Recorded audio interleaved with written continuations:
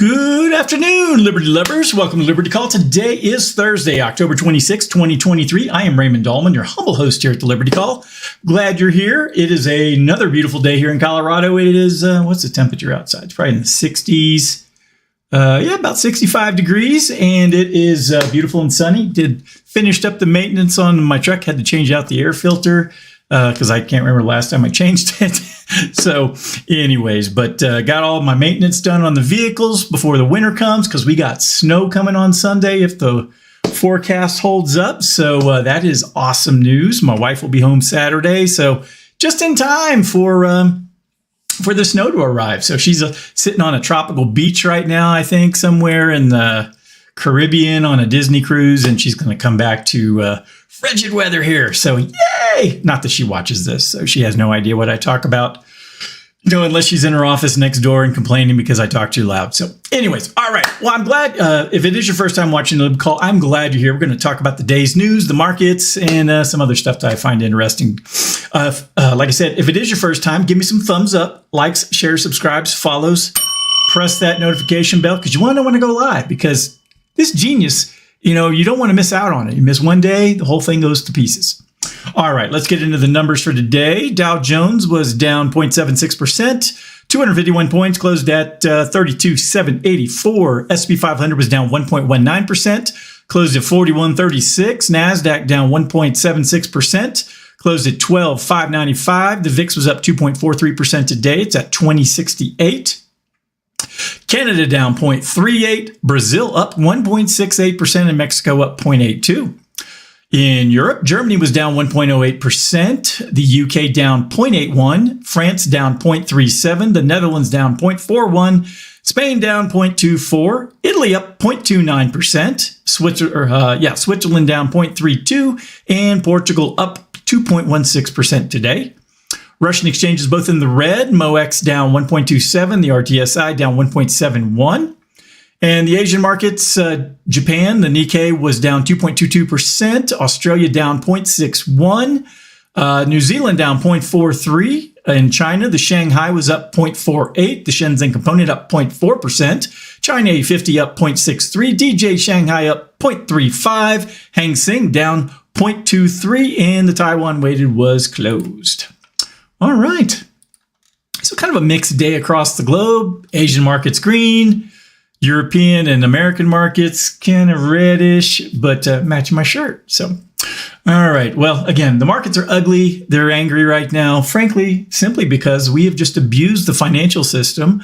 Our government and the Federal Reserve have, inflated the currency, which is, inflation is the thief in the night, which it's a tax you really don't see until, hell, your Cheerios are $10 a box.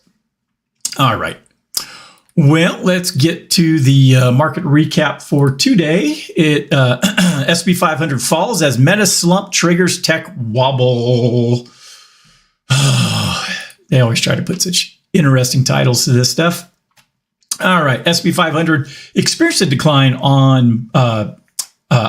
primarily led by Meta Platforms, resulting from concerns about slowing advertising growth despite Q3 results surpassing analyst estimates. Meta fell over 3% as it cited weaker advertising demand, and in the beginning of the fourth quarter, partly attributed to the Israeli-Hamas conflict impacting ad spending and in the Middle East. They buy ads there? I thought they just fought in the dirt. Other tech companies such as Alphabet and social media platforms like Snap Inc. and Pinterest, which heavily rely on advertising revenue, also saw notable declines. UPS, United Parcel Service, reported mixed third quarter results and trimmed its full year 2023 consolidated revenue guidance. Revenue fell short of estimates, and the company's new guidance for 2023 revenue, $91.3 billion to $92.3 billion, was revised down from a prior estimate of $93 billion even. Citing unfavorable macroeconomic conditions impacting demand. Toy maker Hasbro Inc. faced a sharp decline, with its shares dropping more than 11% following disappointing third quarter results. Hasbro lowered its annual revenue guidance for the upcoming holiday season, attributing the outlook to a broader toy to the broader toy category's decline, affecting the consumer product segment. People have less money, so they're spending less on toys and crap. It's just that simple. Treasury yields fell despite strong Q3 economic growth as signs of easing inflation took precedence. Core PCE inflation is expected to slow to 3.7% in the 12 months through September, down from 3.9% in the previous month. Markets downplayed strong GDP data in favor of the smaller miss on core PCE inflation, indicating an expectation that the Federal Reserve may take a softer stance on tightening financial conditions, potentially delaying future rate hikes. Boy, that would really make the people on Wall Street and the big banks and the financial journalists really happy if the Fed would be like, hang on a second. Let's stop raising rates and let's go backwards a little bit. Let's go down to 3, 2 maybe. Hell, they'd love 0, quite honestly, because when you can borrow money at no cost, that's great for people who like to use other people's money to do things. So, all right, where were we? All right, Southwest Airlines posted mixed third quarter results as it missed Wall Street revenue estimates and announced plans to reduce future capacity, reflecting a decrease in pent-up travel demand. Spirit Airlines faced similar challenges, reporting a disappointing outcome in its Q3 due to softer travel demand. So it looks like travel's slowing down.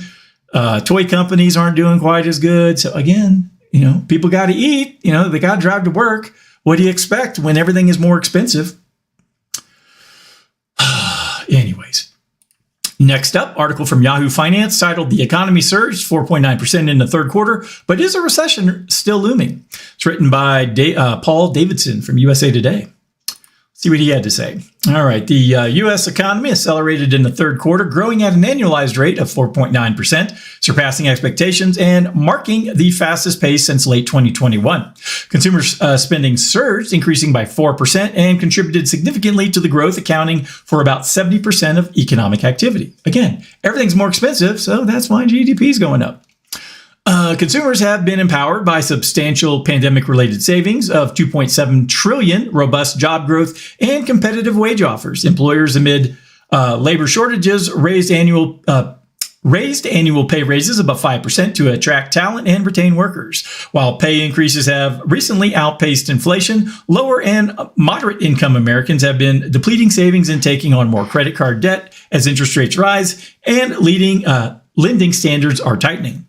The Federal Reserve's key interest rate stands at about 5.4%, with the 10-year Treasury bond reaching 5%. These high rates are expected to hinder business borrowing and investment, impacting the housing market as 30-year mortgage rates approach 8%. The return of student loan repayments, which had been frozen during the pandemic, adds another challenge for consumers. Who still has student loans? I mean, I hear about these whiny, 30 and 40-year, early 40-year-olds, the young millennials. Oh, I still have student loans. How?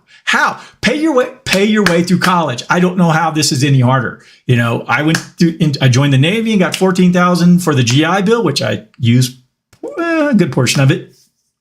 And, for today, my son, when he finishes up his service next Christmas, he's got a free bachelor's degree that he can, assuming the federal government's still around, which we've had that conversation. If I talked him into this, and now potentially those benefits may go poof.